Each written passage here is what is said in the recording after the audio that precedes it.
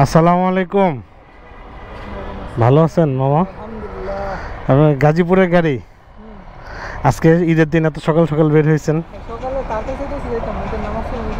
ও আচ্ছা আচ্ছা।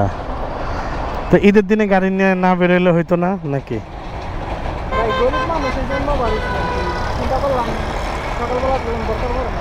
ও আচ্ছা। আপনার বাড়ি কোথায়? গাউসিয়া।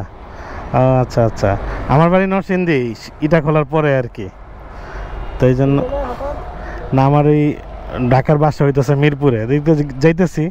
তো ভাবলাম যে দেখতেছি যে আপনারা ঈদের দিন আসছেন, এই জন্য আর কি। না, আপনারা আছেন বইলেই তো কিছু মানুষ এখনো যাইতে পারে। এটা তো আপনারা তো মনে হয় এদিকে আসতেন না, কাঞ্চন পর্যন্ত থাকতেন মনে হয়। আজকে ঈদের দিকে চলে আসছে না? ও আচ্ছা। না, আপনারটা গাজীপুরের, ওনারটা গাজীপুরের, কয়েকটা দেখলাম এই জন্য আর কি। ঢাকার।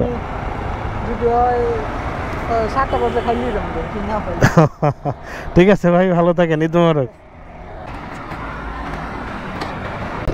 ঈদের দিন আমরা যখন সবাই খুব বেড়াইতে যাচ্ছি, মজা করতেছি, গরুকে দেখতেছি, বাচ্চাদের নিয়ে খেলতেছি, তখন ইনারা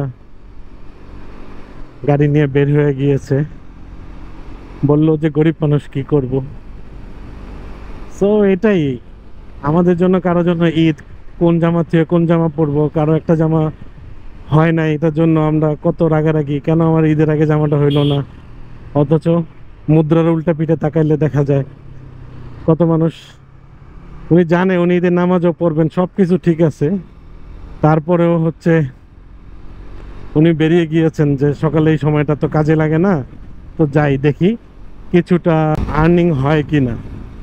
সেজন্যই তিনি আজকে এখানে চলে আসছেন এত সকাল সকালই।